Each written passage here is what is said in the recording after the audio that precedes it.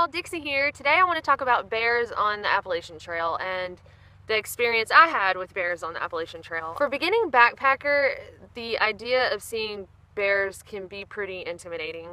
Before I started my thru hike, I had seen one black bear.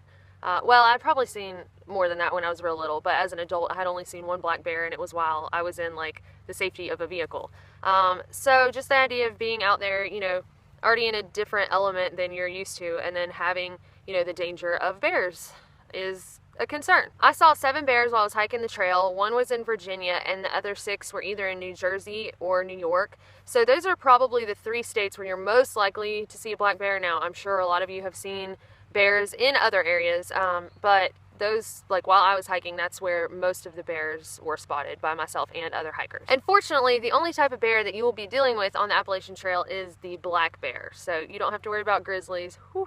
So before I get too deep into this topic, I want to tell you a little story, not to make myself look like an idiot, hopefully, but more than anything to share what not to do with you when you first encounter a bear. Luckily, even though I was a solo hiker, I was hiking with people the first time I saw a bear in Virginia, and we went through this area where there were signs up that said the area was closed for camping due to an aggressive bear.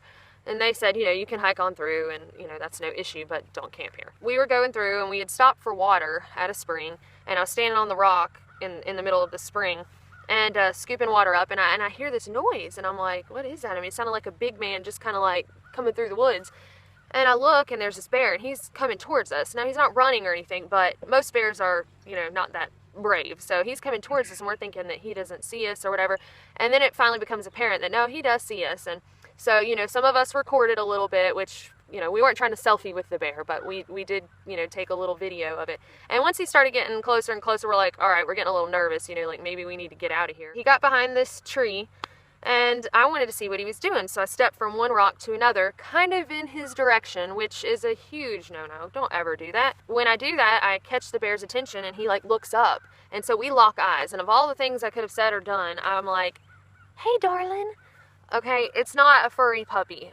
The bear at first, it seemed, I don't know, it was cool. It didn't seem scary at all. It seemed like, he looks like a cute teddy bear, Well, I learned real quickly that that's not what you do. You don't look a bear in the eyes and have a moment and speak to it. I guess I made myself look like lunch, instead of appearing intimidating, I appear intimidated, right? So I look, and the bear's taking huge bounding steps in my direction.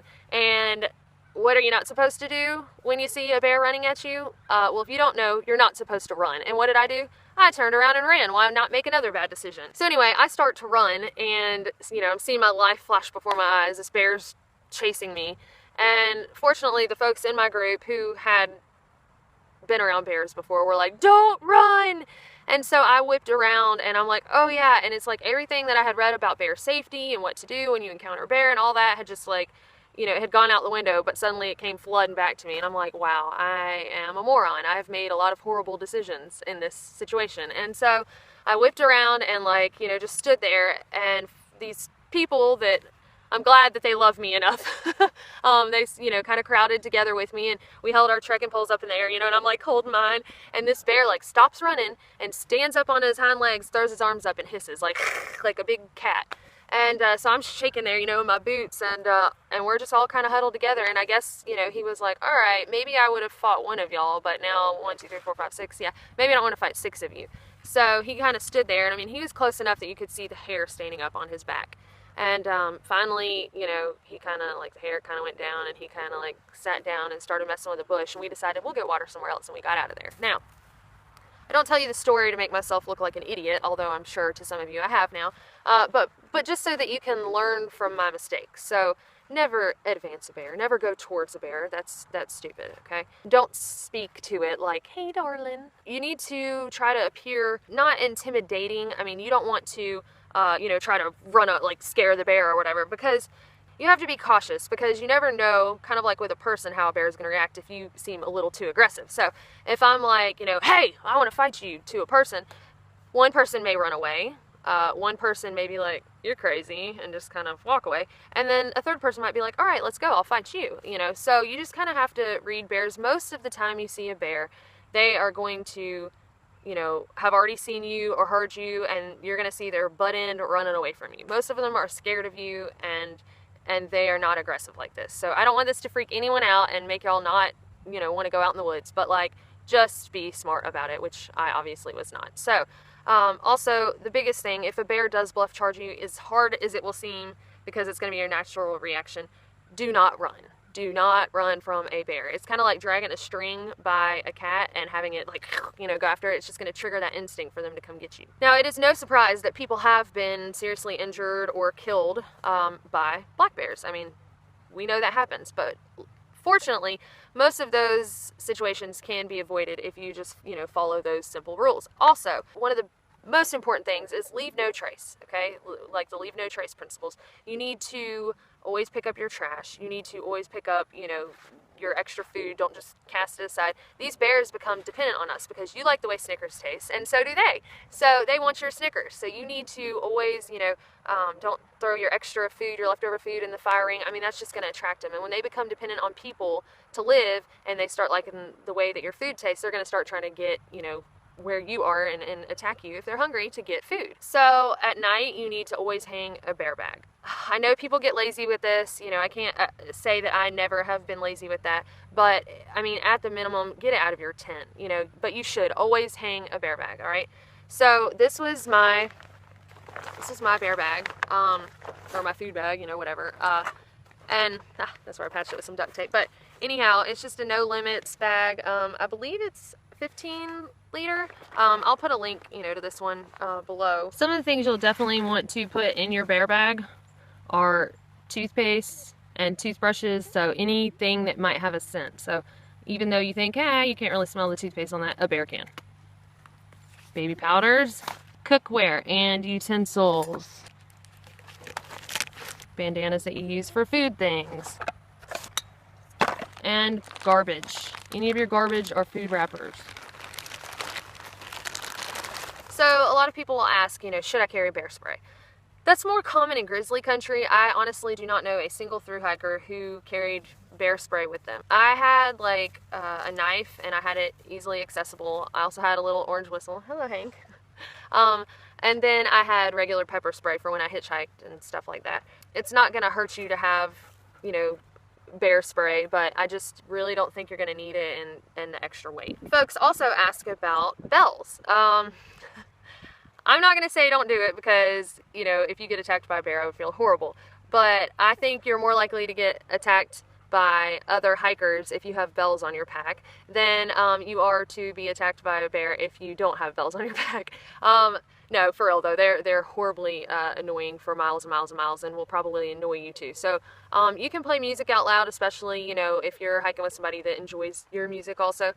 You can sing out loud. You know, when I was alone, hiking alone, around bears, I would sing a lot. You can every now and then like hit your trekking poles together, hit your trekking poles on a tree, or, you know, something like that. Something else to be cautious of is hiking with both earbuds in if you're listening to music. Leave one out so you can hear what's going on around you, because I almost ran into a cub on the trail in like New Jersey or New York, and, you know, because I had both in and I just wasn't paying attention. I look up and there's the cub, and I'm about to, you know, run right into it.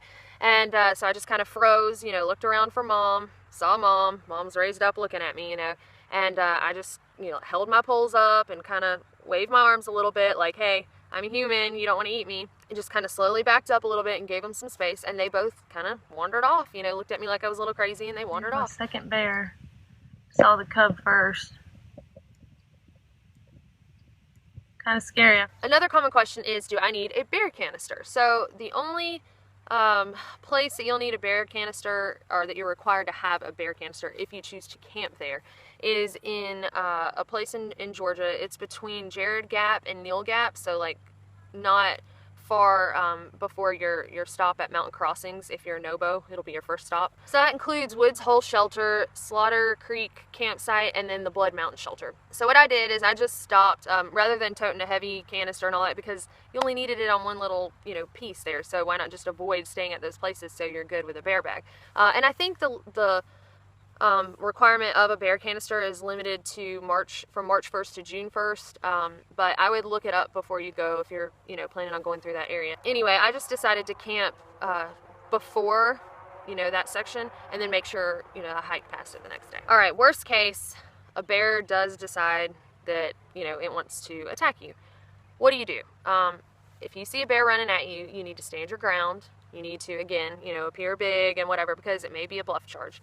If it does, you know, attack you, then with black bears, you fight with everything you have, because it's not common for black bears to attack you. So it's either, you know, starving to death and it's desperate and it wants your food, or it's just psycho or whatever. So you just fight with everything you have, whether you have to use a rock, a trekking pole to gouge its eye, or, you know, you just don't give up. And there have been people who have fought black bears and they ended up, you know, running off. Again, none of this is meant to scare you away from going in the woods. It's just to, you know, let you know the reality. It's not always butterflies and rainbows out there. There are going to be times where it gets a little scary, but, you know, stepping outside of your comfort zone is really the opportunity to grow. It's opportunity for growth in yourself.